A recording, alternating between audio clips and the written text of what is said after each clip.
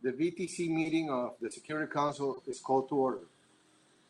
The provisional agenda for this meeting is the situation in the Middle East. The agenda is adopted. In accordance with Rule 37 of the Council's Provisional Rules of Procedure, I invite the representative of the Syrian Arab Republic to participate in the meeting. It is so decided. In accordance with Rule 39 of the Council's Provisional Rules of Procedure, I invite Mr. Mark Lowcock, Undersecretary General for Humanitarian Affairs and Emergency Relief Coordinator, to participate in this meeting. It is so decided. The Security Council will now begin its consideration of item 2 of the agenda. I wish to draw the attention of the Council members to document S/2020/327, the report of the Secretary General on the implementation of Security Council resolutions 2139, 2014, 2165, 2014, 2191, 2014, 2258, 2015, 2332, 2016, 2393, 2017, 2401, 2018, 2449, 2018, and 2504, 2020. I now give the floor to Mr. Mark Lowcock.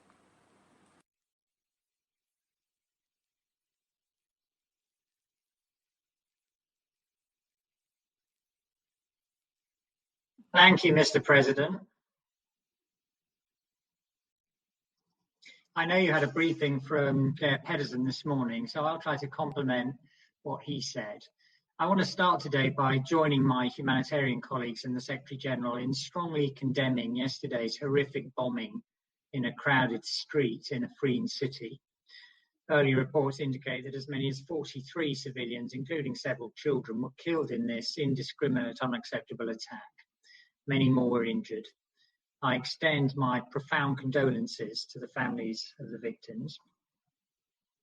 Mr. President, since I last briefed you, the number of confirmed cases of COVID-19 in Syria has reached 43, including 3 deaths. These figures will sound very low compared to the numbers recorded here in New York and in many of your own countries. But if this virus is behaving similarly in Syria to how it has elsewhere, and that is our assumption for now, then tragedy beckons. We cannot expect a healthcare system decimated by almost a decade of war to cope with a crisis that's challenging even the wealthiest nations. We cannot expect mitigation measures to succeed where millions are displaced in crowded conditions without adequate sanitation and with no assets or safety nets to fall back on.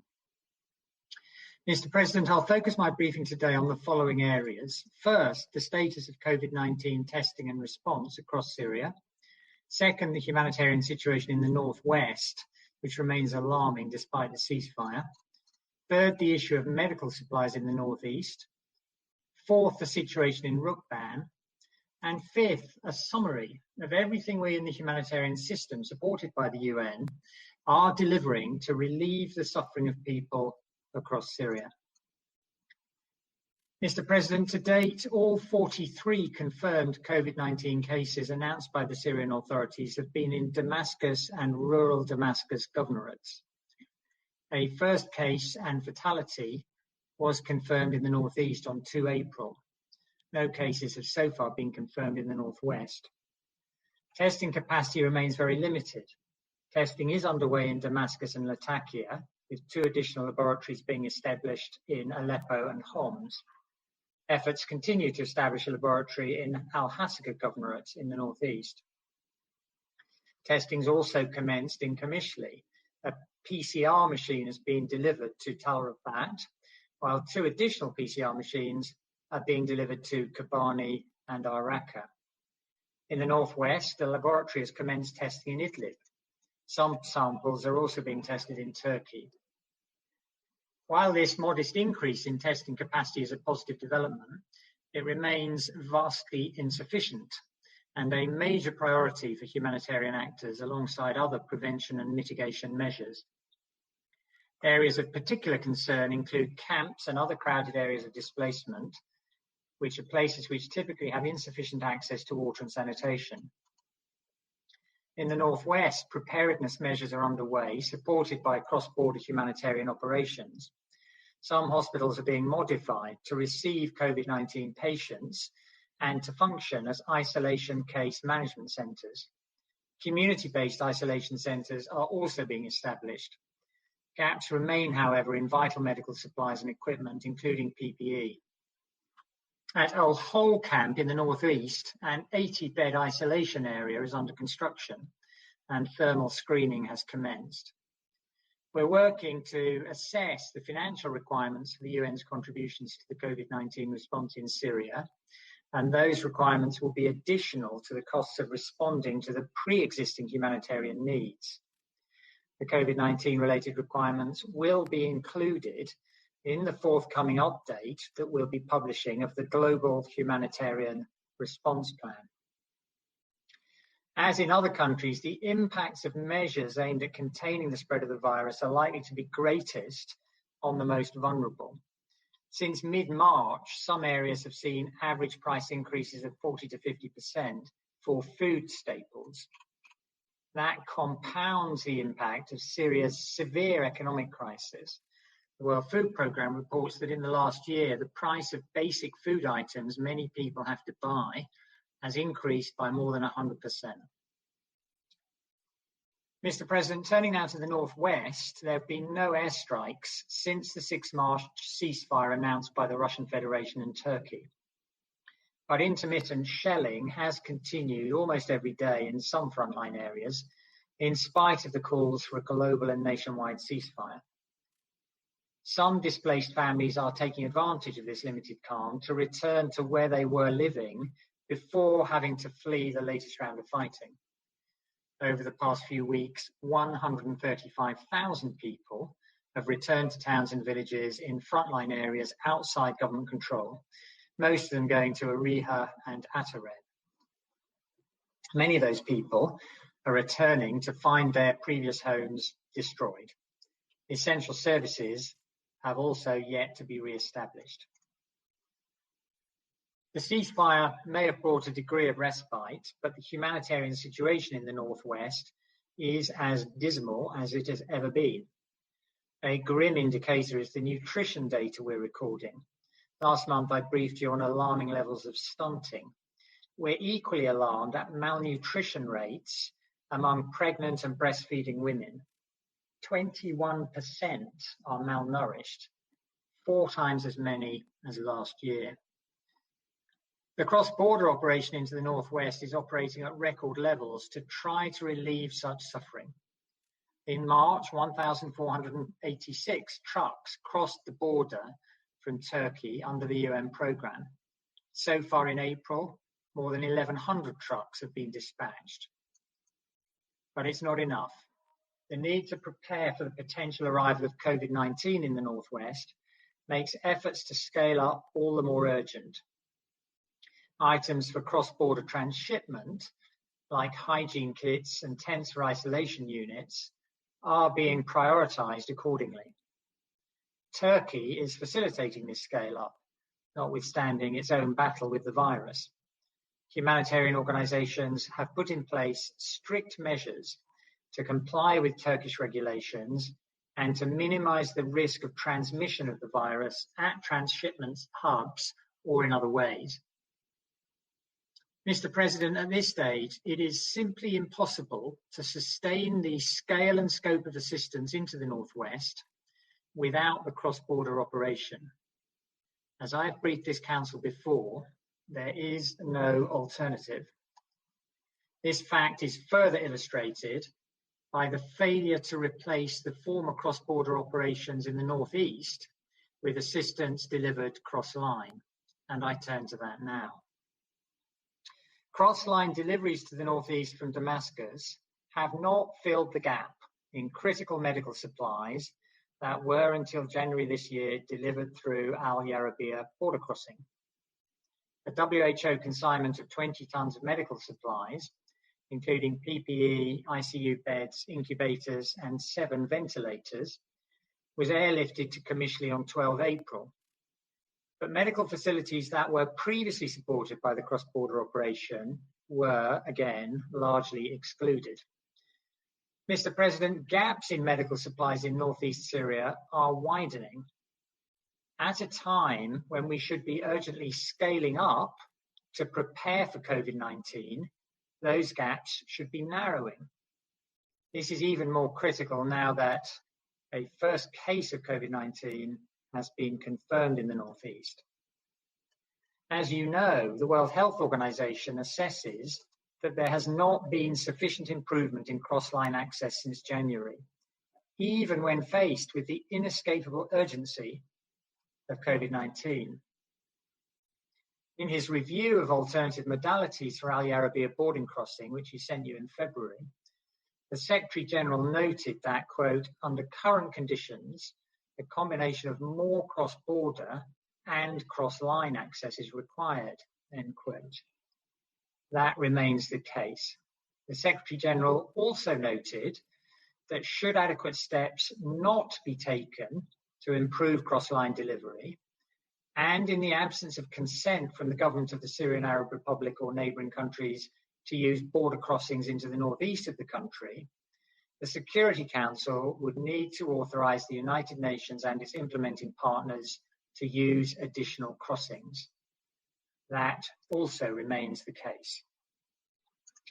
Mr. President, I turn now to Rukban camp, which has not been reached by a humanitarian convoy since September 2019.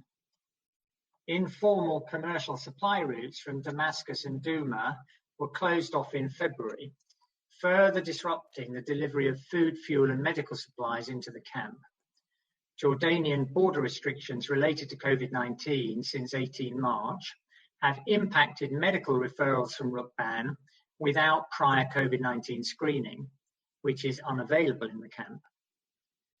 A planned health assessment and assistance mission by the United Nations and the Syrian Arab Red Crescent did not proceed this month. It was suspended due to lack of agreement by all parties on the modality of assistance and delivery. Access is urgently needed to provide assistance to the vulnerable Rukban population and to support voluntary departures. Mr. President, additional information on many of the things I've covered, and in response to questions previously asked by Council members, is included in the Secretary General's latest bi-monthly humanitarian report on Syria, which he sent you in recent days and you referred to at the beginning of the meeting. For information on the situation in the Northwest, I would refer you to paragraphs 4, 5, 11, 12 and 13 of that report. For information on the cross-border operation, I would refer you to paragraphs 20, 34 and 35, as well as to Figure 1 and Table 2. For information on Rukban, I would refer you to paragraph 7. Regarding access and deliveries to the northeast, I would refer you to paragraphs 32 and 33, which sets out how many hospitals, how many primary healthcare centres, and how many mobile medical units were reached with consignments of medical supplies from Damascus during the reporting period. Paragraph 31 includes a description of the onerous process to dispatch aid deliveries cross-line, explaining the multiple approvals required. Approval by the Ministry of Foreign Affairs does not mean that assistance is delivered. That is just the first of multiple steps involving other ministries, security services, local governors, and other local parties in control. Unless all that is in place, nothing happens. Finally, Mr. President, let me summarise some of the things the UN is delivering in humanitarian support to people in Syria, and remind you that most of this is for people in those parts of Syria under the control of the government. In 2019, humanitarian agencies and partners reached on average 6 million people across the country every month. So far this year, food assistance has been delivered to 4.6 million people across the country on average every month. 2.5 million people across the country received winter supplies like high thermal blankets and warm clothing. Operations from within Syria included support to 2.2 million medical procedures and minor risk education for 500,000 people.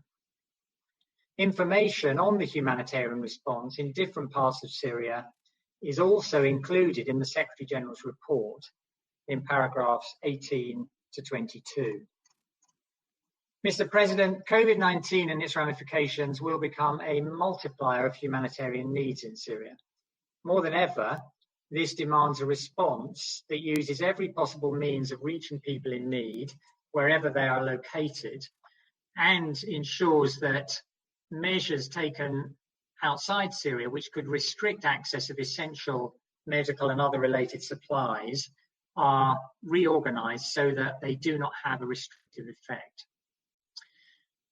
That will require, first, a complete and immediate nationwide ceasefire. Second, supplying critical medical items previously provided through Al Yarabia border crossing. As I said earlier, the steps required are laid out in detail in the Secretary General's report from February.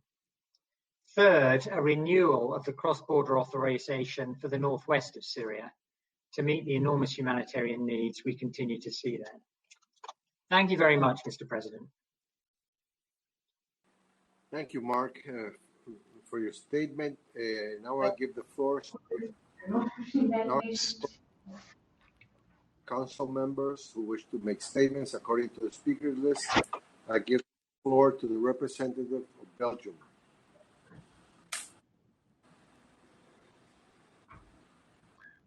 No, I think you want to give the floor to the representative of Germany. That's not the list I have, but Germany comes first. Go ahead. Go ahead, Christoph. Thank you. I will deliver the statement on the humanitarian situation in Syria on behalf of the co-pen holders, Belgium and Germany. We would like to thank Undersecretary General Lowcock for his briefing today. As you mentioned, Mark, yesterday the Syrian city of Afrin was shaken by a devastating terrorist attack that reportedly killed dozens of civilians, including many children. We strongly condemn this crime. Our deepest sympathy goes to the families and relatives of the victims. We wish the injured a speedy and complete recovery. Mark, once more you gave an insider's perspective of what humanitarian work is about and how important humanitarian assistance is in places where we have to protect the most vulnerable populations, not only from conflict and hunger, but now also from the COVID-19 pandemic. We bow our hat to all humanitarian and medical workers throughout Syria. We need you more than ever in this humanitarian battle. The UN Secretary General's envoys for the Middle East put it rightly. Silence the guns, de-escalate tensions, reach out across conflict lines, facilitate humanitarian access and assistance wherever needed. 9 years of war have already taken an extreme toll. Nearly half of all healthcare facilities have been severely damaged or destroyed, and there is a shortage of medical equipment and healthcare professionals. World Health Organization counted 494 attacks on healthcare workers and installations in the last 3 years. Over 6 million IDPs, as well as detainees and abductees, are living in conditions that make them extremely vulnerable to COVID-19 and other respiratory infections. Reading carefully the bi-monthly humanitarian report of the Secretary General and listen to your words, Mark, we can only conclude that access is crucial in order to stop the spread of the virus. But we have to face the facts. In government-controlled areas, the UN was able to conduct only 25% of humanitarian missions it submitted for approval as a result of unrelenting bureaucratic hurdles and safety concerns. In the northwest, the ceasefire between Russia and Turkey seems to be holding, fragile though it is, allowing for more humanitarian assistance than ever before to cross the border, although restrictions because of the pandemic are in place. And in the northeast, and I'm quoting from the Secretary General's report here, Only 30% of the medical facilities that were previously supported by cross-border deliveries from Yarubia were reached by recent cross-line supplies. In order to prepare for the worst, this is simply not enough. In quoting the World Health Organization, the weakened health system in northeast Syria has minimal capacity to respond to the COVID-19 pandemic. All modalities are urgently required to prepare for and respond to the COVID-19 pandemic, end quote. In the conclusions of his report, the Secretary General underscores that, quote, 3 months after the removal of Yarubia, the remaining gaps in assistance underscore the importance of using all modalities cross-border and cross-line, end quote. In other words, 3 months after the closure, cross-line assistance via Damascus is falling woefully short, and COVID-19 only makes it more acute. UN and NGO partners agree that the cross-line option cannot be adequately expanded and propose the reopening of a land crossing for greater amounts of cargo. The Council and its member states cannot ignore the effects of closing the Yarubia crossing. The facts and figures are indisputable. Hence, from a humanitarian point of view, Germany and Belgium, echoing the Secretary General's call for more cross-line and more cross-border access, think this Council should consider reopening crossing point in the northeast of the country urgently. The spread of the virus cannot be stopped by Council tactics, but only by test kits, protection equipment, and ventilators. Finally, we renew our call for accountability for the most serious crimes under international criminal law. In this regard, we welcome the recommendation of the Secretary General to appoint a senior independent advisor on the findings of the Board of Inquiry. The results of the Board of Inquiry need to have a follow-up. Impunity for those responsible for these serious violations of international law is not an option.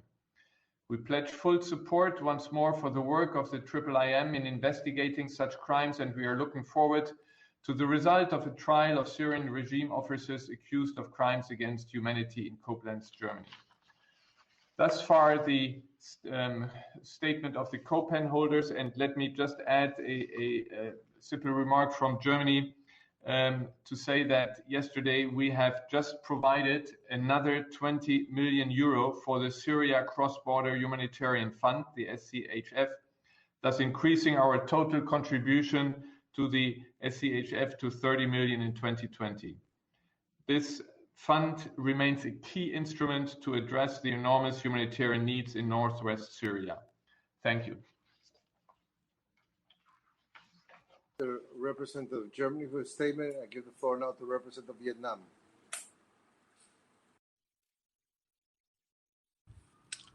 Mr. President, I would like to thank Mr. Mark Lowcock, Under Secretary General for Humanitarian Affairs, for his briefing. We join others in expressing our condemnation of all terrorist attacks and our sympathy to the families of the victims. Mr. President, we take note of the bi-monthly report of the Secretary General on the humanitarian situation in Syria. Our concern remains grave over the current circumstances.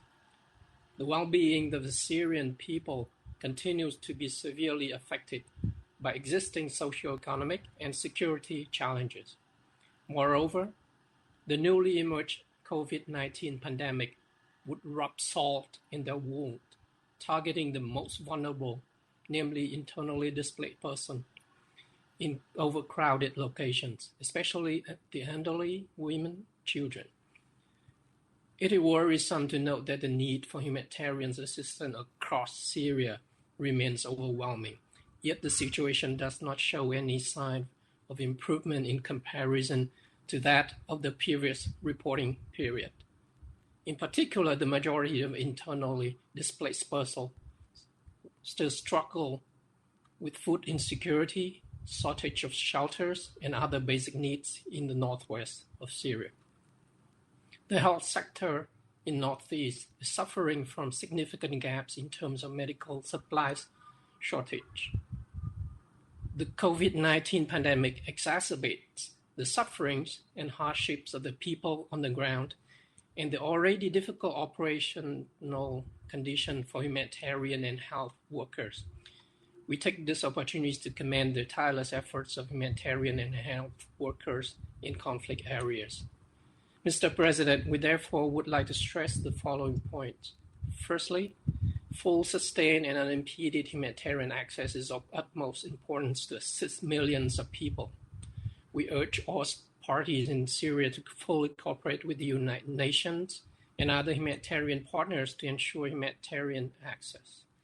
We encourage the government of Syria to further facilitate the approval of process for deliveries of humanitarian aid, especially of medical supplies to the Northeast.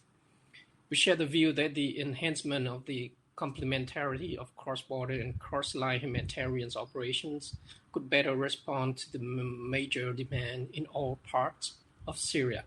Secondly, given the interconnection between the security situation and humanitarian situation, we would like to reiterate our full support for the call for nationwide ceasefire that has been made by Secretary General and the Special Envoy on several occasions, most recently in the context of the COVID-19 pandemic. We strongly urge all parties to heed to this call in order to facilitate pandemic preparedness and response in Syria. We welcome the current relatively calm situation in northwest Syria and call on all parties to use this to maximize humanitarian efforts and continue to respect international humanitarian law. Last but not least, we call on the international community and humanitarian partners in working with Syria to identify and ensure the delivery of necessary supplies in fighting the humanitarian crisis and the pandemic. This fight is crucial to the political process and the future of Syria. I thank you. I thank the representative of Vietnam for his statement. I give now the floor to the representative of France. Thank you, Mr. President. Many thanks to Mark Lowcock for his presentation. The risk of the spread of the COVID-19 pandemic in Syria is extremely worrying, notably in the northwest and in northeast. My first point is to reiterate that an immediately and sustainable nationwide ceasefire is the only way to facilitate the response to the COVID-19.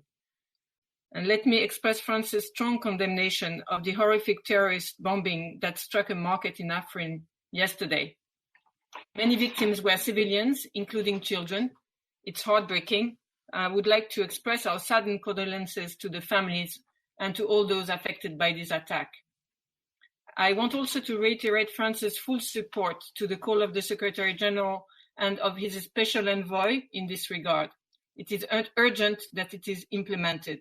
We call on all parties, and especially the regime that did not respond to the UN Secretary General's appeal, to work actively in this direction.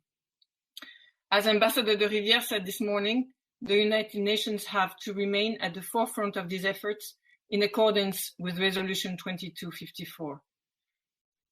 A nationwide ceasefire is all the more necessary as the implementation of the Russian-Turkish agreement on Idlib remains fragile and uncertain.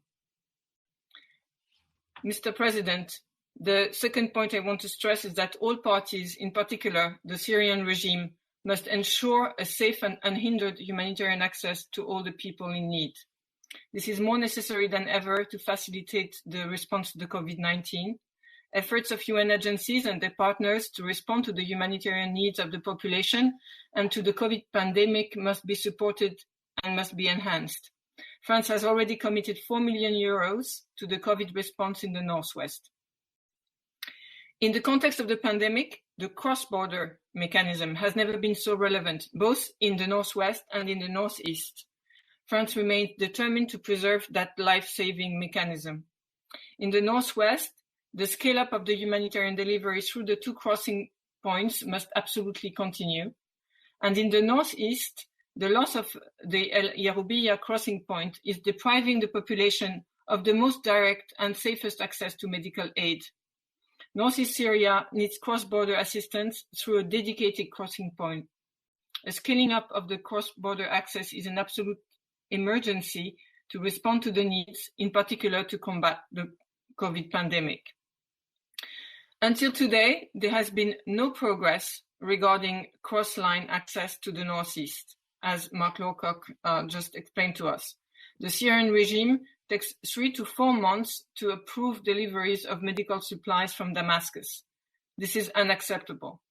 We also deeply regret that there is no agreement yet to deliver life-saving and urgently needed aid for thousands of people in the Rukban camp. We reject any instrumentalization of humanitarian assistance. In this regard, let me recall that European sanctions are tools to combat human rights abuses and breaches of international law. These sanctions were precisely designed not to hamper humanitarian assistance to the Syrian people, whatever their affiliation, and not to hamper the response to the COVID-19 today. Let's be clear, the Syrian regime has systematically destroyed medical infrastructures since the beginning of the conflict, and it continues to impede humanitarian access. There is no doubt that it bears the primary responsibility for the dire humanitarian situation, which is exacerbated by the COVID-19 pandemic today.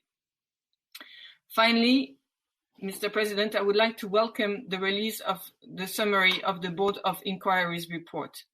We support the full implementation of the recommendations of the BOI to guarantee a deconfliction mechanism that does not put medical and humanitarian personnel and facilities at risk. We also support sharing the full report with the IIIM and the Commission of Inquiry to further investigate the incidents and bring their perpetrators to justice. Lastly, as indicated this morning, only a political solution will bring an end to the humanitarian tragedy in Syria. I thank you. I thank the representative of France for her statement, and I'll give the floor to the representative of the United States. Thank you, Mr. President. First of all, I would like to express my condolences for this horrific massacre of dozens of civilians, including 11 children in the Afrin market. And all I can say is thank God for the white helmets and the first responders there. Mark, thank you so much for your informative briefing. And I know you have so much important work to do these days. So we really want to say again, a special thanks for your time to be with us this afternoon.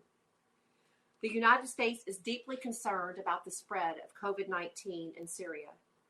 Along with the Secretary General's report, what we have just heard from Mark makes it abundantly clear that the virus is compounding the devastation of the existing humanitarian crisis. Essential aid is not reaching the front lines in both northwest and northeast Syria, where Syrian civilians, already exposed to disease and deprivation from continued displacement, now face the added burden of shielding themselves from a pandemic. We have all heard from experts and humanitarian workers on the ground.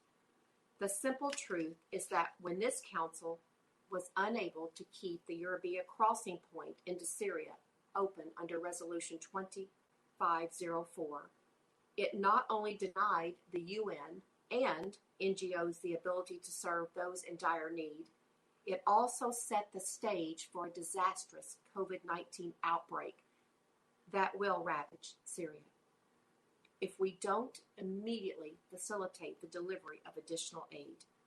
With that in mind, it bears repeating that the closure of Eurabia resulted in the loss of 40% of medical equipment and supplies to the region. And that was before the COVID-19 crisis. The Secretary General's report clearly states that the process to gain a response from the Syrian government for a request to deliver medical supplies to the northeast by land or air takes 3 to 4 months. Not days, months. In that same amount of time, COVID-19 has spread across the globe and more than 3 million new cases have emerged. And the outbreak, is just the beginning. 90 to 120 days is entirely too long a stretch of time for the Syrian people to wait for essential supplies. What's more, when the Syrian regime does respond, the majority of time is to deny requests. As a consequence, the report goes on to say only 30% of medical facilities in the Northeast that were previously supported by cross-border deliveries from Yarabia have continued to receive supplies. Colleagues, reducing the number of facilities receiving supplies by 2/3 is no way to fight a pandemic. Experts on the ground have made clear what is needed to assist the people of Syria, and in response, we should be working to help secure essential aid. Under current circumstances, the importance of urgency of providing cross-border aid could not be any clearer. To stifle aid flow at this perilous moment would defy reason. With millions of lives at stake, the United States calls on this council, our council, to undertake immediate consideration of how to facilitate cross-border aid to all of Syria, regardless of who controls the territory. As I close, I want to directly address the disinformation campaign being waged by the Assad regime and its allies. They falsely claim that U.S. sanctions are the primary cause of the regime's inability to respond to COVID-19. In reality, the regime, with the support of its allies, is not permitting aid to reach the areas it does not control. There is international consensus that the Assad regime should be isolated politically, economically, and diplomatically until it participates meaningfully in the process laid out by Council Resolution 2254. The regime's disinformation campaign is nothing more than efforts to undermine this consensus. The Trump administration's Syria sanctions program does not target the provision of humanitarian goods, including medicine, medical supplies, and food to Syria. In fact, we provide exemptions and licenses for humanitarian aid and medical supplies to reach the Syrian people and have done so for many years. We have directly provided funding for humanitarian aid to regime-held areas, including through our recent announcement of nearly $18 million in humanitarian assistance for the COVID-19 response in Syria. That is addition to the over $10.6 billion in humanitarian need-based aid we have given to help Syrians everywhere. All of this is to say that if humanitarian aid is not reaching the Syrian people, it is simply because the Assad regime has chosen to prevent its delivery, not because of U.S. policy. Our sanctions will remain in place until those perpetrators and profiting from the conflict take irreversible steps to meet the aspirations of Syrian people as outlined in Resolution 2254. The United States is eager to work with members of this council, our council, to explore options for increasing cross-border aid into Syria, including the use of Yarabia, and we look forward to hearing your thoughts. Thank you. I thank the representative of the United States for her statement. I give the floor now to the representative of Tunisia. I thank you, Jose. Let me begin by joining previous colleagues in firmly condemning the heinous terrorist attack yesterday in the holy month of Ramadan that struck a crowded market in Afrin. Tunisia extended its condolences to the families of the innocent victims. The Syrian people have suffered a particularly harsh winter of violence and terrorism, with many of them remaining in dire need of life-saving aid in northern Syria. The COVID-19 pandemic outbreak has a troubling potential of compounding their suffering and putting them at very high risk. Tunisia considers the appeal of the Special Envoy for Syria, Pedersen, for an immediate and sustainable nationwide ceasefire as a crucial guiding point for coordinated humanitarian relief efforts in Syria. We stress the critical importance of upholding respect for the 6 March ceasefire in Idlib and restoring calm throughout Syria to enable principled delivery of humanitarian aid to those areas where it is mostly needed. We reiterate our call on all parties to comply with their obligations under international humanitarian law and international law to protect civilians and civilian infrastructure. We also condemn the killing of humanitarian workers carried out by armed groups in southern Syria and stress the imperative of ensuring safety of humanitarian staff who are on the front line of the emergency response, including the COVID-19 health response. Mr. President, a hybrid approach combining cross-border and cross-line modality remains vital for ensuring delivery of humanitarian assistance, especially in northern Syria. We stress the importance for this approach to be incremental in a way that respects and ultimately restores Syria's sovereignty, unity, and territorial integrity in line with international law. As the UN Secretary General set out in his report, the COVID-19 crisis heavily impacted humanitarian workers' ability to operate, with the closing of most land border crossings into Syria. Cross-border and cross-line humanitarian access need therefore to be recalibrated, especially in northern eastern Syria, to maintain a principled delivery of humanitarian aid, including medical aid. This can be ensured in particular by exploring feasibility of air, land, and sea options in collaboration with the Syrian government and based on the UN and its partners' assessment of needs. Mr. President, it is of crucial importance that all parties set their differences aside and facilitate cooperation with the UN across the front lines in order to maintain a timely, safe, unhindered, and sustainable access to population in need, including of medical aid.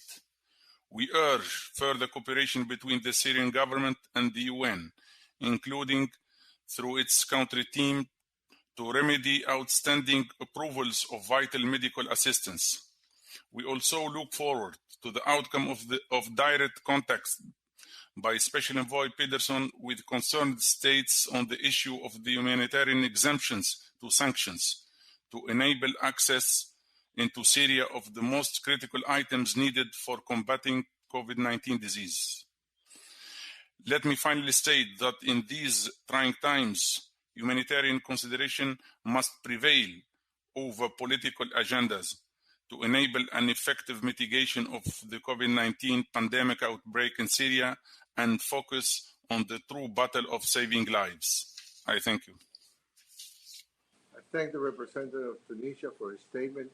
I now give the floor to the representative of the Russian Federation.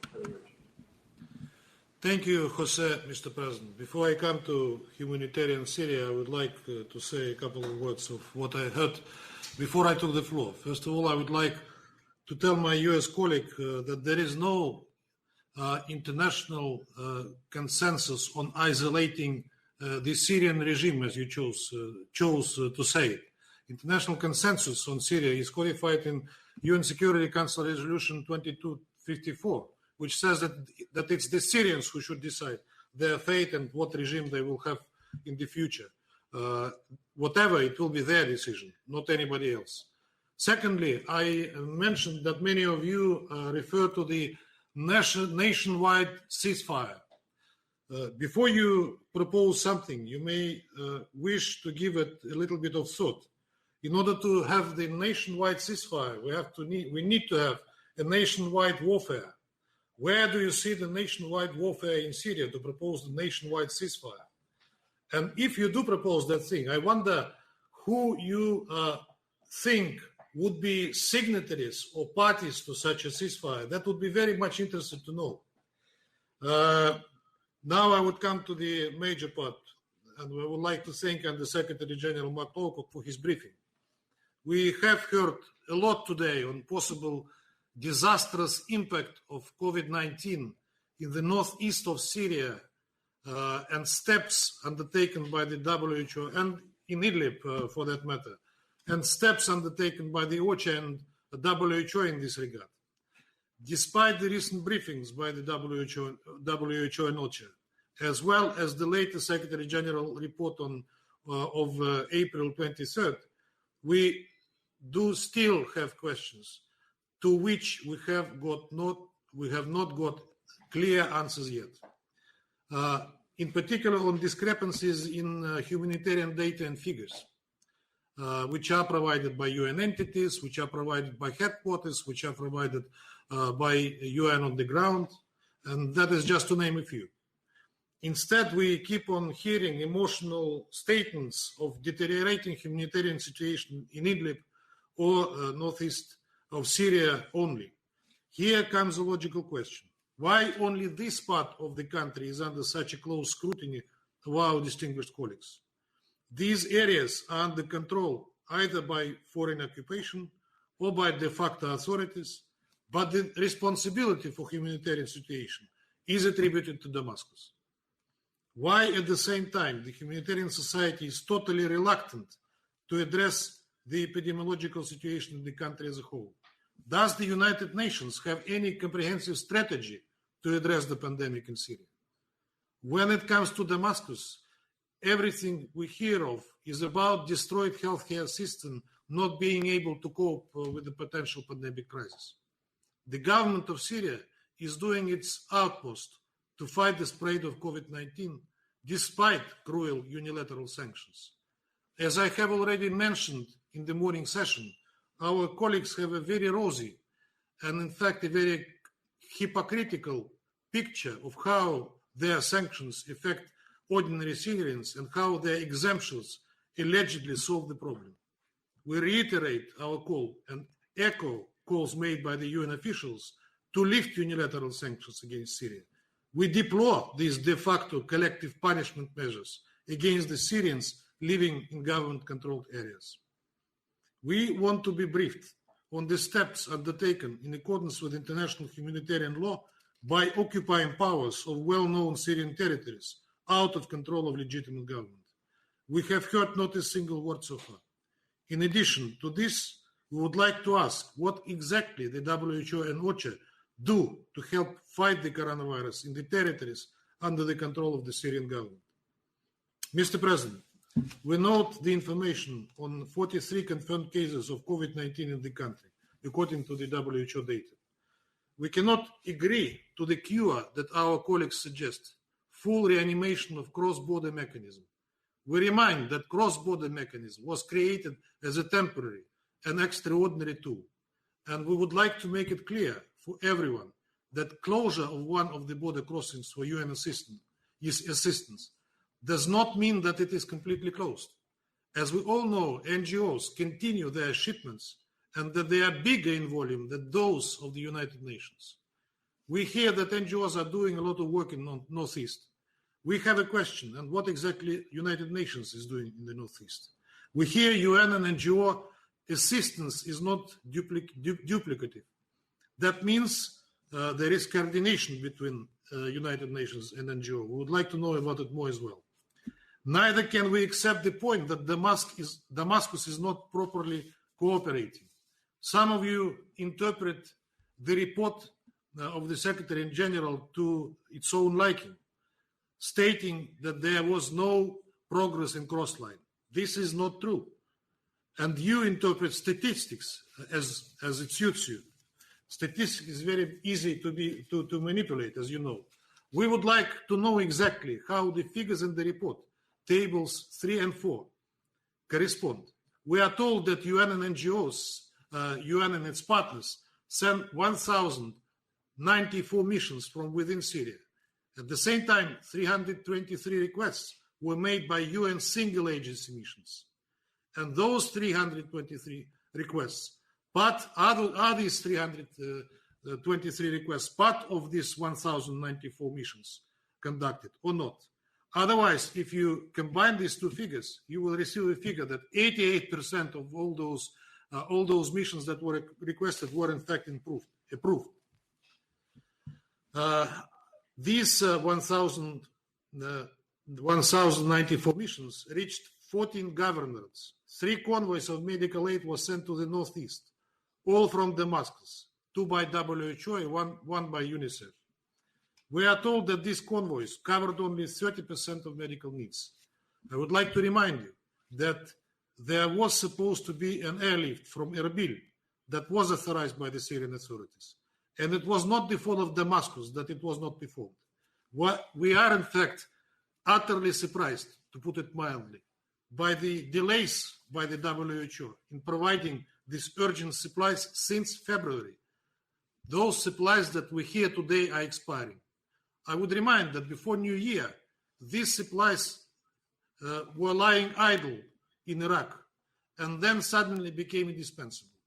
We don't accept explanations provided to us as to date, and we have strong reasons to believe and to suggest that these delays were not due to objective circumstances.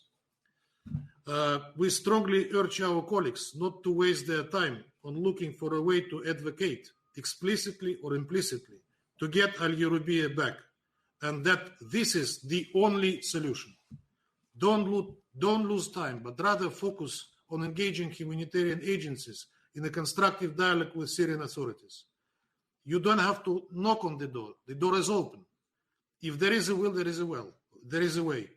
Don't lose time and opportunity. This is the only solution. By the way, closed Al-Yurubiyya did not prevent local administration to receive somewhere from abroad 4 machines for COVID-19 tests. Seems like this equipment arrived there through the same challenge, along with the strange humanitarian aid that consisted of anti-riot gear for ISIS prisoners and IDP camps. We mentioned it in the morning session. And by the way, why you insist on Al-Yurubiyya and refuse to consider Abu Kemal crossing that the Syrian authorities were prepared to use? In the context of difficult humanitarian situation in Northeast, we have a question. What was done there by the occupying powers during last 6 years, except cutting ties between Kurdish areas and other Syrian territories? Only several hospitals function there, and nothing has been done in terms of resettling the refugees from the camps. A lot of problems caused by mines. Dire situation in Al-Hol camp. Unknown what measures are taken to fight the threat of COVID-19 in Rukban. We would like to remind that efforts undertaken by Syria and Russia made it possible for 90,000 people in Rukban to get back to their homes from March till July 2019. Those fighters who escaped from the camp 2 weeks ago, I mentioned them this morning, clearly said that the aid sent to the camp was not distributed among inhabitants, but was seized by fighters of Magavir al-Thawra. We are very concerned by the information that the Syrian health minister's request to launch a medical laboratory in Hasaki for processing COVID-19 samples in one of the state hospitals was redirected by the WHO to a clinic belonging to Médecins Sans Frontières. They couldn't but realize that this would entail problems with Damascus. In general, we would like to be briefed what the WHO is actually doing to the east of Euphrates. We would be grateful if the UN colleagues could shed light on our concerns that we already expressed before, how the financial resources at the disposal of OCHA are actually allocated and which part of them go to the government-controlled areas. We will continue to pose pertinent questions and expect clear and transparent answers. I thank you, Mr. President. Thank you for the Russian Federation statement. I give the floor now to the representative of Indonesia. Thank you very much, Mr. President. Mr. President, Кузнецы доволен, особенно мной. Vasily, your mic.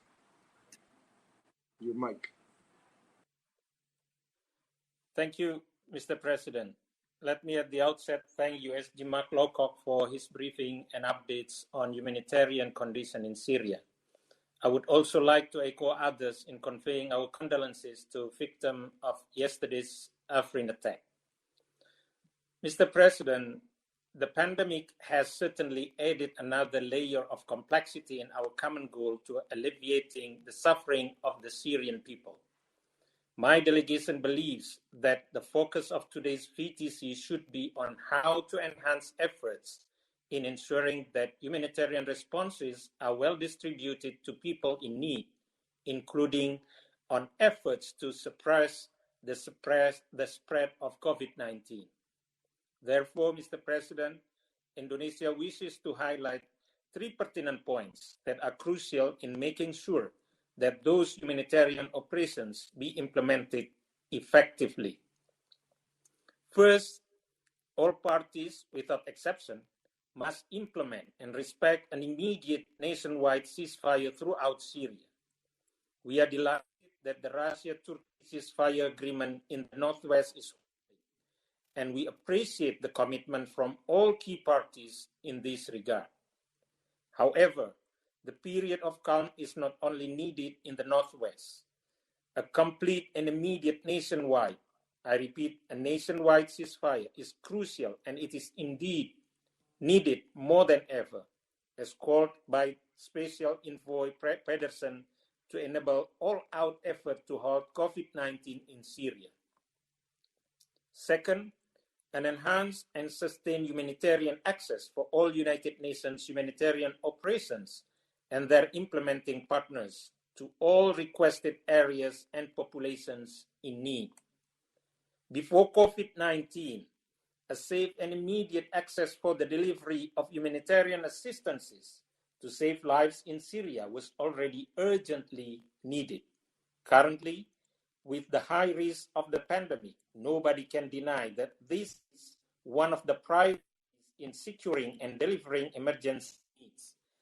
Besides shelter, food, water, and sanitation, it is also crucial to provide more testing kits, personal protective equipment, and other key supplies. As stated in the Secretary General's latest report, it is imperative that humanitarian access to all parts of Syria be continued and authorized with different operating modalities. This includes scaling up cross-line and cross-border access. We call on enhanced cooperation and effective coordination between the United Nations and the government of Syria, including other key parties, in order to better facilitate access for humanitarian responses in the country. Third, as many have stated, Syrians are acutely vulnerable to COVID-19. Therefore, the enhancement of laboratory and case investigation capacity in Syria is a priority. The number of cases is still relatively low. However, the risk of an outbreak and its devastating impact for the Syrian people is very alarming.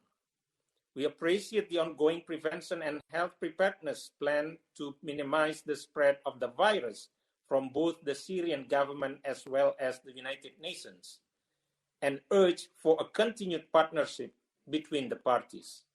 Mr. President, lastly, we note the summary of the Board of Inquiry report and stress the importance of preventing the same incidents to reoccur in the future.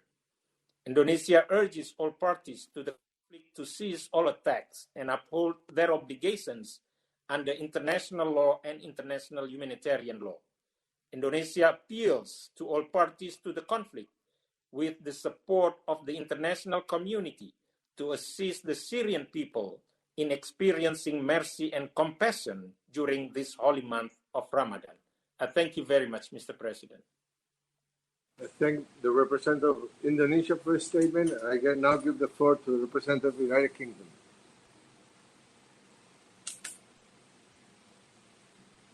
Thank you very much, Mr. President. Thank you also, Mark, for your briefing today. Mr. President, the United Kingdom remains deeply concerned about the potentially catastrophic impact of COVID-19 in Syria.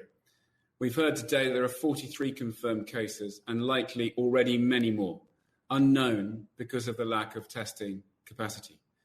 The 6.2 million internally displaced Syrians face a particularly severe risk. Almost 940,000 of those are living in appalling conditions in the northwest. The United Kingdom is committed to playing its part to tackle the spread and impact of coronavirus in Syria and other vulnerable countries across the globe. So far, we have pledged over $900 million to the international response to help end the pandemic. $350 million of this funding is helping to reduce mass infections in vulnerable countries. Our money will install new hand-washing stations, isolation and treatment centres in refugee camps, and increase access to clean water for those living in areas of armed conflict. As the third largest bilateral humanitarian donor to the Syria response, with over $4 billion spent since the conflict began, we are urgently working to ensure our significant humanitarian programme across Syria, including, of course, in those areas under regime control, can most effectively address the direct and indirect consequences of the pandemic. And we welcome the recent increase in cross-border aid into northwest Syria and the maintenance of the ceasefire agreed between Russia and Turkey on the 5th of March. This is helping humanitarian agencies to meet the huge needs in Idlib and to focus on the threat of COVID-19. The evidence is clear that the UN cross-border mandate must continue past July. Colleagues, coronavirus knows no borders. It knows no front lines. It is a threat to all in Syria and beyond. Preventing it is a matter of humanity, not of politics. We must ensure that no part of Syria is neglected in the effort to prevent and prepare for the potential spread of the virus. And that's why we're so concerned about the northeast of Syria. Both OCHA and the World Health Organization have highlighted a dangerous void. The World Health Organization has confirmed the first death from COVID-19 in that area. And we know from what we've learned everywhere else in the world that community transmission is surely ongoing. Yet there are apparently only 35 ICU beds in the whole of the region. As OCHA told us in this council on the 24th of April, humanitarian assistance delivered by land or air has only reached 31% of the health facilities previously supplied cross-border via Yarubia. That means 69% of health facilities are not receiving the supplies that they need. Moreover, the urgency to address the pandemic is not reflected in the pace of approvals for cross-line assistance. As noted in the SG's report, the authorities in Damascus continue to take 3 to 4 months to respond to medical delivery requests to the northeast. Colleagues, with a need so pressing, we must work together. We must put aside previous political differences. We must enable the United Nations to use all modalities for the specific purpose of preventing a health disaster for as long as coronavirus poses such a threat. The United Kingdom is proud to stand with many others around this council table as part of the decisive and coordinated action to tackle the spread and impact of coronavirus in vulnerable countries across the globe. We must work together to do the same for Syria. We must give the United Nations and its humanitarian partners the best chance of being able to respond to the outbreak in all areas via all necessary modalities. Tackling this global pandemic invokes our common humanity. We should all think carefully about the actions and decisions that we can take. Thank you, Mr. President.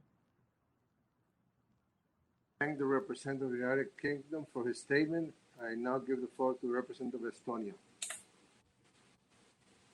Thank you, Mr. President. Estonia also joins others in condemning yesterday's attack in Afrin province. We thank Under-Secretary General Lowcock for his briefing. We express our gratitude to all humanitarian workers on the front lines in Syria and elsewhere. The current pause in hostilities has indeed led to an improvement of the situation for thousands of Syrians. We need to work towards making this arrangement a permanent one. What the spread of COVID-19 really underlines is the importance of unimpeded humanitarian access. Most vulnerable to the virus in Syria are those crammed into overcrowded camps of displaced people.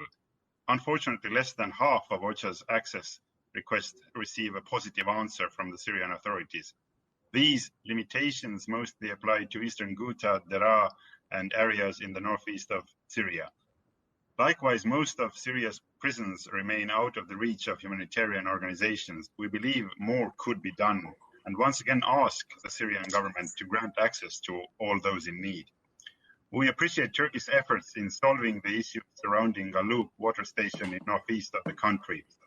Recent reporting indicates that there have been improvements with both power supply and access to clean water among the local communities. Creating conditions for proper sanitation have become even more important in light of COVID-19 pandemic. Considering the challenges, Estonia supports all efforts of humanitarian penholders Belgium and Germany in reaching a swift renewal of their cross-border mandate in July.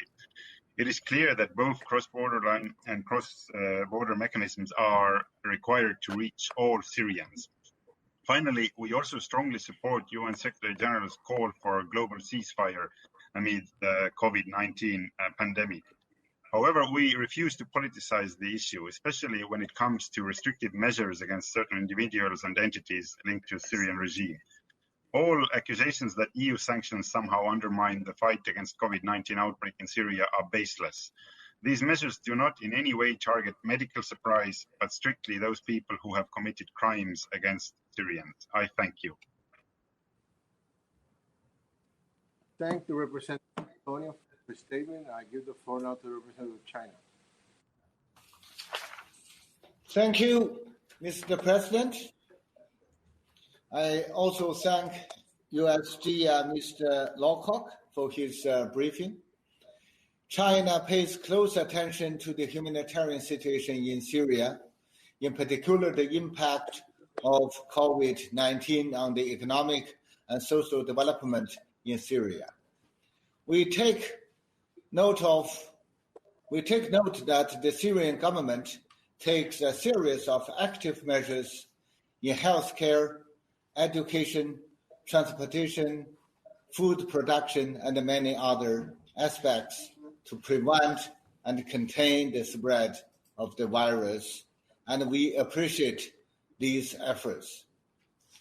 Years of conflict undermine the Syria's capacity to cope with the pandemic. The international community must not stand by. China is actively cooperating with Syria to combat the virus. The first batch of medical supplies and assistance have arrived in Syria 2 weeks ago in Damascus. Last week, one renowned Chinese hospital held a video meeting with Syria Ministry of Health.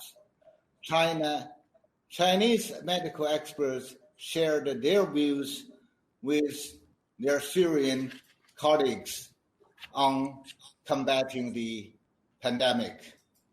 We are willing to continue providing assistance within our capacities to Syria and call on other countries to do the same. And we encourage OCHA and other international humanitarian agencies to make more efforts in supporting Syria to respond to the pandemic in various forms. The humanitarian issue in Syria is interlinked with political, economical, and security issues and must be managed in an integrated and impartial way. The role of the Syrian government should be brought into full play. It should be acknowledged that the Syrian government has demonstrated political will to facilitate the delivery of humanitarian assistance. There have been positive developments in cross-line operations. With regard to the issue of cross-border humanitarian assistance, full respect must be given to sovereignty and territorial integrity of Syria. We call for continued coordination and cooperation between OCHA and the Syrian government to find a sustaining solution together. With regard to Board of Inquiry, China reserves its concerns over the way it was founded and also its working method. Unilateral sanctions undermines Syria's capacity to combat COVID-19 destroys the livelihood of civilians. There is no means to justify unilateral sanctions, and we are firmly against them. China reiterates its support for the appeals of the SG and High Commissioner for Human Rights to lift the sanctions. We urge relevant countries to respect the legitimate rights and the lives of all people affected by the pandemic and immediately lift unilateral sanctions against the countries concerned. It must be pointed out that the humanitarian issues in Syria is closely related to the political process. China calls on all parties to fully implement UN Security Council Resolution 2254 and push forward the Syrian-led and Syria-owned political process. We support the United Nations and the good offices of the Special Envoy in the hope that we can jointly promote peace and the stability of Syria and of the region. China is also seriously concerned over the civilian casualties caused by yesterday's tragic event. We extend our deep condolences to the families of the victims. We also call on the parties to respond actively to the ceasefire call and appeal of the Secretary General of the United Nations. I thank you, Mr. President. To China for a statement. I give now the floor to South Africa. Thank you, Mr. President. At the onset, we wish to thank the Under-Secretary General, Mr. Mark Lowcock, for his comprehensive briefing this afternoon. South Africa remains deeply concerned at the humanitarian situation in Syria. COVID-19 has added a further layer of complexity to this already catastrophic humanitarian situation. Given the multifaceted aspects of the humanitarian situation in Syria, we applaud the UN, its implementing partners, and volunteers and personnel for their continued and committed efforts. With regard to the impact of COVID-19 in Syria, South Africa fully supports the Secretary General's call for an immediate and global ceasefire, as well as the call of the Special Envoy, Peterson, for an immediate nationwide ceasefire in Syria. In order to effectively fight the spread of this virus, we must ensure that the necessary equipment and supplies are available to all those who require it in Syria. Continued hostilities and violence will hinder and harm the effectiveness of the UN and the Syrian government's response to this pandemic. An important aspect of this response is to focus on the preparedness and response planning to minimize the impact of COVID-19 on vulnerable populations. This includes those in refugee and IDP camps, those who are living in close proximity to each other with limited access to basic services such as water, shelter, and medical services. We are additionally concerned that while all groups are susceptible to the virus, the elderly and the people with underlying health conditions are particularly at risk, especially within vulnerable refugee and the IDP populations. Included in this response is the need for the necessary assessment and testing capacity. We encourage the international community to insist in ensuring that the necessary equipment is available in this regard. However, without safe access to the areas where testing and aid is required, none of these efforts will be effective. This is important, given that the collection of samples will be challenging for the thousands of displaced persons living in camps and informal settlements in northeast Syria, as well as in areas where hostilities may be ongoing, making sample collection more challenging, if not impossible. South Africa therefore calls on all relevant authorities to ensure that humanitarian workers have safe, sustained, and unhindered access to all parts of Syria. It is also important that border crossings impacted due to the precautionary measures related to COVID-19 should not have a negative bearing on the delivery of humanitarian assistance to the vulnerable communities. Mr. President, whilst we are all understandably focused on the impact of COVID-19, we cannot forget about the dire humanitarian situation that remains in Syria. The needs for shelter, water, sanitation, food, and protection remain high. The provision of these services, especially in the Northwest, are dependent on the cross-border mechanism, bringing in essential assistance to all those who require it. However, additional support is required in the northeast of Syria. With the closure of the Al Yarubia crossing in January of this year, gaps in the provision of necessary aid to this region have emerged. In this regard, we call on all the parties to make every effort to authorize all available modalities, including aid deliveries from Damascus, outline and cross-border assistance to ensure that the aid that the thousands require is provided. While we welcome the maintenance of the 5 March ceasefire agreement, we must also be cognizant of the effect that previous hostilities over the past decade have had on civilians and the essential civilian infrastructure in Syria.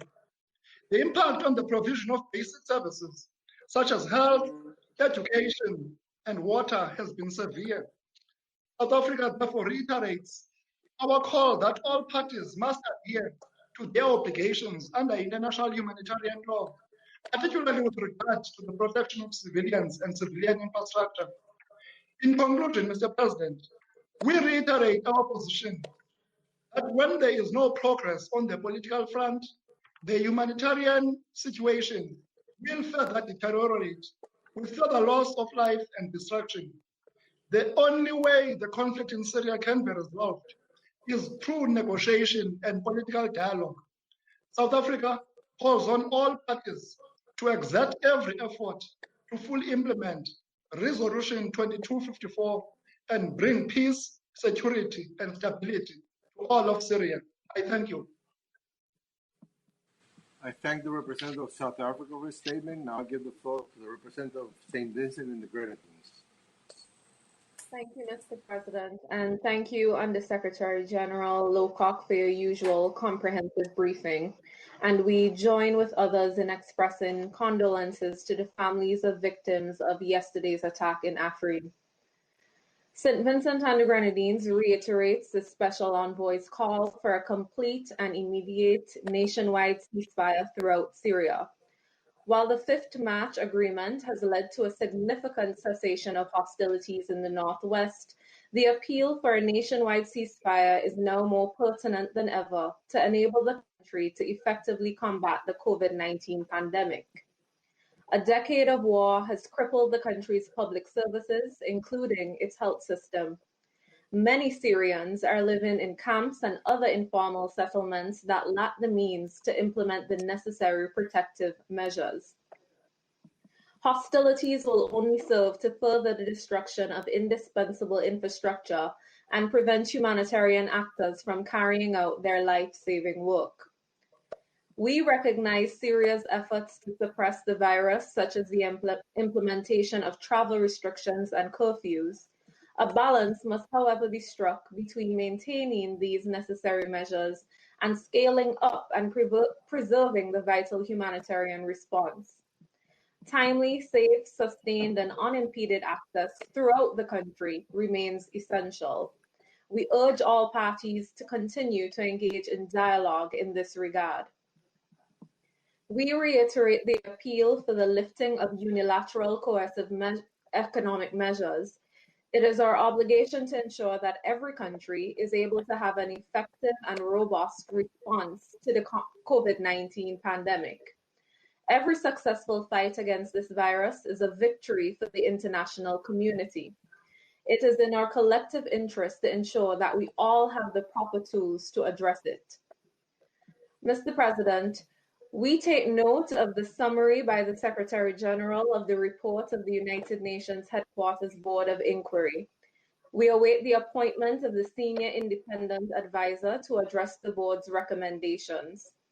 It is critical that these types of incidents do not reoccur and that the deconfliction mechanism is improved.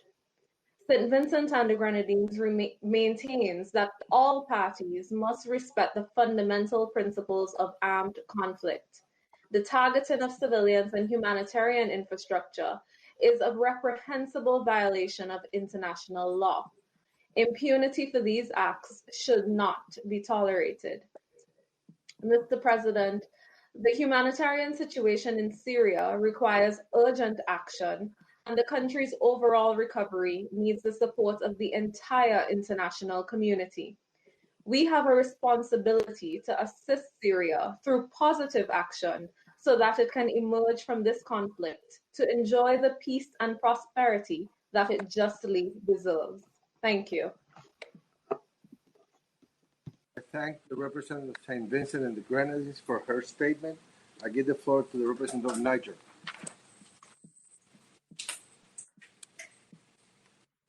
Thank you, Mr. President. We thank Mr. Lowcock for his briefing. We offer our condolences to the victim of the attack of yesterday. Niger welcomes the report of the Secretary General on the situation in Syria and the analysis on the possible alternate entry point, which will enable the Council to assess the relevance of its crossing point. The report paints a detailed picture of the difficult situation which we are all aware of. We have repeatedly been presented with troubling humanitarian situation in Syria. In fact, no longer ago, we passed a resolution to lower the number of cross-border entry points, therefore diminishing the access to the humanitarian help for Syrians in need. Amid the already complex humanitarian situation in Syria, the spread of COVID-19 adds another layer and makes it more difficult to handle. The Secretary General reported that in Syria, all efforts to strengthen COVID-19 preparedness in response were severely constrained by the global shortage of personal protective equipment, ventilators, and other vital medical supplies. Yet, we commend the cooperation between the Syrian Authority with the WHO and national organizations in their prevention effort of fighting against the spread of COVID-19. Those efforts must continue, especially when it's come to provide medical products and equipment. The 10 years conflict in Syria has significantly damaged the country's infrastructure, including health facilities, which leaves a large number of people vulnerable to contracting the virus. With millions of displaced persons living in densely populated overcrowded camps where social distancing is near impossible, there is a great possibility of a large-scale spread of the virus among the refugees and IDPs. Mr. President, over and over again, we heard from Mr. Lowcock about how important the cross-border operation is to the humanitarian action in Syria.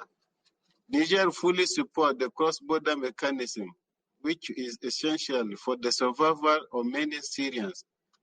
We will also support any further agreement that will make humanitarian access faster and more secure with respect to Syrian sovereignty. In conclusion, as I have already said, the unity of the Council, especially when it's come to the humanitarian issue, is critical in taking the right decisions to make progress on the different standards of the Syrian file. Thank you. I thank the representative of Niger for his statement. I shall now make a statement in my capacity as a representative of the Dominican Republic. We thank USG Mr. Mark Lowcock for his briefing, and we take this opportunity to reiterate our deep appreciation and respect for the many humanitarian organizations and humanitarian workers on the ground in the Syrian Arab Republic who, during 9 long years, have saved lives and brought hope to millions of people. The devotion and resilience of these heroes and the people they serve are a constant reminder that humanity and solidarity always prevail, no matter the circumstances. Excellencies, we continue to be concerned over the deterioration of the situation in the northwest of the country. We are aware of the return of over 100,000 people previously displaced, but worry about their fate and means of survival in context with increased challenges due to the COVID-19 pandemic and hostilities.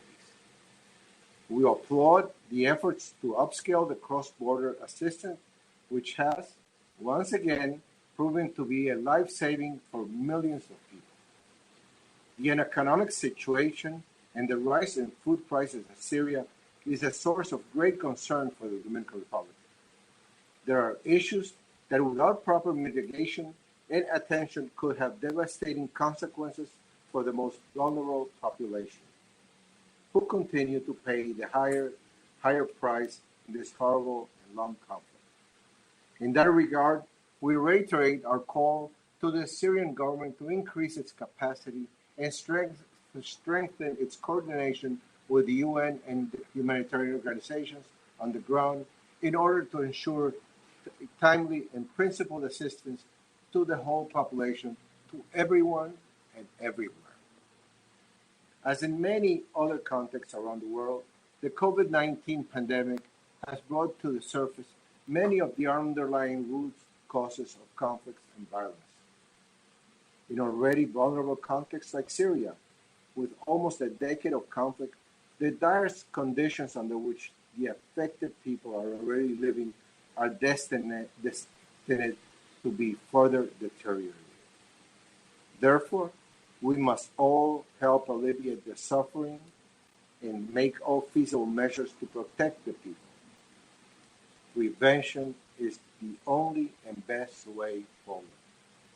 A sustainable, long-lasting nationwide ceasefire is the first step in this regard. Then we must support the continuation of the broader political process. All parties to the conflict and relevant stakeholders must unite all efforts to these 2 points, and together support all prevention and response efforts underway with the leadership of the World Health Organization in coordination with the government of Syria to ensure assistance to the whole country, particularly areas where assistance has been disrupted in recent months, as it is the case of the northeast of the country. In that regard, we emphasize the need for this Council to call for an increase in the flow of humanitarian assistance through all modalities to the northeast. We stand ready to work with all Council members in this, our common responsibility. To conclude, we reiterate that the COVID-19 pandemic is not a sit-and-wait situation, but a responsibility to provide Syrians with the support and attention they need and deserve. Thank you.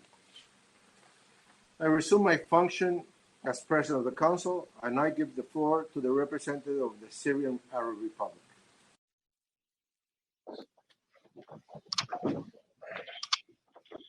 Gracias, Mr. President. Some member states of the Security Council continue to seek to use this platform as a tool for their foreign policy and for the defamation and pitting against the government of my country, under the pretext of pretentious care and lethal affection.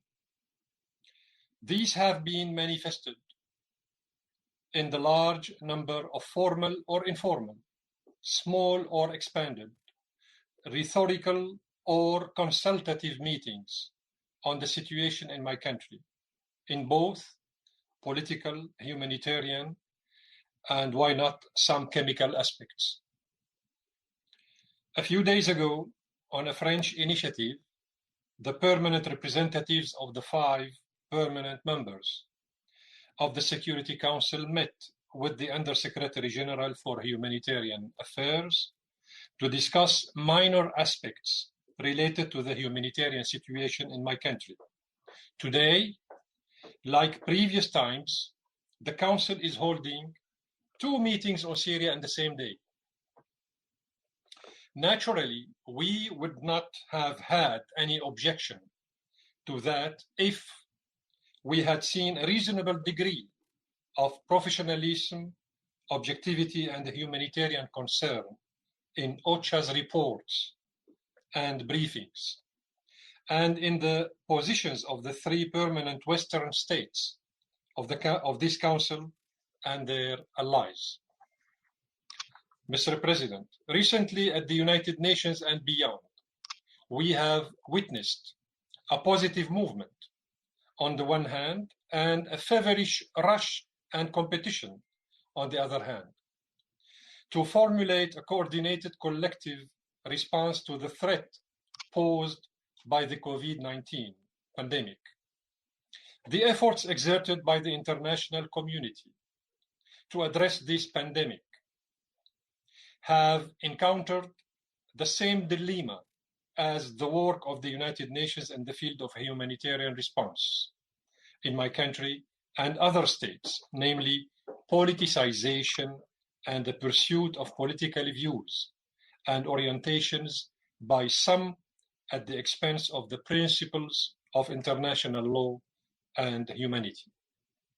Whereas the Secretary General of the United Nations and senior staff of the organization, including the Special Envoy to my country, the High Commissioner for Human Rights, the Special Rapporteur on the Right to Food, WHO, and more than 40 United Nations and international organizations have launched calls for the lifting of unilateral coercive measures against the approximately 2 billion people of the countries affected by these illegitimate and illegal measures to enable them to respond to and treat the COVID-19 pandemic. The United States and its European Union allies have sought to empty any proposals, initiatives, or the 9 relevant draft resolutions, so far 9, from any language that demands existing imbalances to be corrected and unilateral coercive measures eliminated in a selfish exclusionary conduct that denies any humanitarian concern claimed by their respective governments. My country, Syria, in cooperation with friendly countries affected by unilateral coercive measures, has sent numerous letters and appeals to the Secretary General of the United Nations, the Presidents of the Security Council, the President of the General Assembly, and the UN High Commissioner for Human Rights to demand the lifting of these inhuman measures, which constitute economic terrorism and a stain on those who impose them. Moreover, our demands have been accompanied by petitions signed by millions around the world to reject these measures. To date, we have not seen any sincere response from the governments that impose these measures, and the American administration has only issued what it called a fact sheet, which is merely allegations that have nothing to do with any truth and are aimed only at covering up the flagrant violations of international law, the Charter of the United Nations, and the human rights instruments. What humanitarian situation are we talking about today? Isn't it a humanitarian matter to put an end to the suffering of 2 billion people from the coercive measures? Is lifting the coercive measures imposed against 24 million Syrians less important than Ali Arubiya border crossing that was made a vital issue by some members of this council and hostile Gaziantep OCHA office? Why did France or Germany or Belgium not take the initiative to call for a Security Council meeting to discuss the impacts of coercive measures on Syrians? Why did they not request the Secretary General to issue an objective and professional report to the Security Council within 30 days on the impacts of the coercive measures on the Syrian state institutions and the daily life of Syrians? It seems that the humanitarian pen held by Germany and Belgium writes only what some of their NATO allies force them to, and that the pen of OCHA, which wrote 66 reports and hundreds of briefings so far, does not dare to write what angers its operators. Mr. President, my delegation reiterates the demand to immediately and unconditionally put an end to the unilateral coercive measures that are used by some member states as a weapon in their sinful war against my country. These measures, among many others, deprive Syrians of their basic livelihood needs, as well as prevent the medical and healthcare institutions from obtaining testing, diagnosis, preventing, and treatment kits for this pandemic, ventilators, intensive care beds, ambulances, laboratories, and quarantine centers equipment, and personal protection equipment for healthcare workers. Add to all this not being able to obtain tumor medicines and medical devices such as MRIs, CT scans, radiography, ultrasound, endoscopy machines, monitors, and oxygen concentrators. Depriving the Syrian people and the state institutions of this essential equipment, and the continuation of the financial, economic, and commercial embargo imposed on the Syrian state and freezing its foreign assets negate any humanitarian allegations claimed by some member states of the Council. In this context, I reiterate our gratitude to Russia and China for standing with Syria in these difficult times.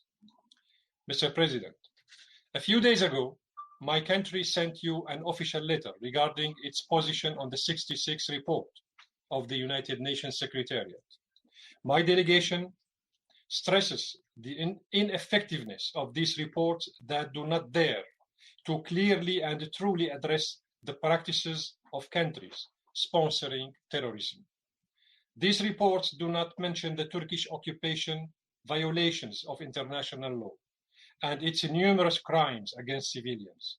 They say nothing about how the international coalition destroyed Al-Raqqa city, killed thousands of its people who were buried under rubble, and committed many war crimes and crimes against humanity. The Secretariat reports do not mention how the Turkish regime blackmails Europe using the suffering of refugees, nor do they say anything about the fact that the Turkish Red Crescent and the terrorist groups supported by it strive to prevent the Syrian Red Crescent from working in northwest Syria, while American occupation forces and their proxy terrorist militias prevent it from working in northeast Syria and deprive Syrians in government-controlled countryside of Al-Raqqa of electricity.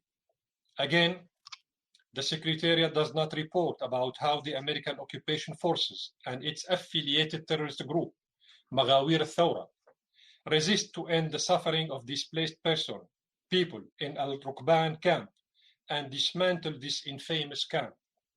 These reports do not mention how the concerned European countries refuse to repatriate their nationals of foreign terrorists. These reports, Mr. President, say nothing about how the Turkish occupation forces destroyed the village of Al-Sharkarak after displacing its people, nor do they mention how the Turkish regime and the American occupation forces loot the wealth, resources, oil, and antiquities of the Syrian people. All 66 reports of OCHA are biased and lack credibility. They are flagrantly selective and over-politicized. They over-politicize the humanitarian situation, definitely. Therefore, they are worthless reports and a waste of time, effort, and resources of the United Nations. Finally, Mr. President, we are not only facing in Syria COVID-19, we are also facing a more dangerous virus, which is terrorism. that some countries insisted on ignoring for too long, and to maneuver the facts when it falsely called it moderate armed opposition groups or non-state armed elements. And this virus has many names, as Hayat Tahrir al-Sham and Hurras al-Din and Sultan Murad and Kataib al-Zunki and Maghawir al-Thawra and other several and many expressions and terminologies. This is the terrorist virus that my country has been confronted for 9 years. Gracias, Mr. President. I thank the representative of the Syrian Arab Republic for his statement. Before adjourning this meeting, as this is the last scheduled meeting of the Council and of a Dominican presidency for many years to come, I would like to express the sincere appreciation of the delegation of the Dominican Republic to the members of the Council and to the Secretary of the Council for all the support they have given us. Indeed, it has been a busy month, and one which led to consensus on several important issues within our purview. We could not have done it alone and without the hard work, support, and positive contributions of every delegation and the representatives of the Secretariat, especially, and I mean this especially, the technical support team, who made it possible for us to show the world we were working and engaged in our common agenda. I also take this opportunity to sincerely thank my team for their devotion, creativity, and hard work. Without them, this would have never been possible. As we end our presidency, I know I speak on behalf of the Council in wishing the delegation of Estonia good luck in the month of May. Thank you. And since there are no more names inscribed in the speakers list, the meeting is adjourned. Thank you.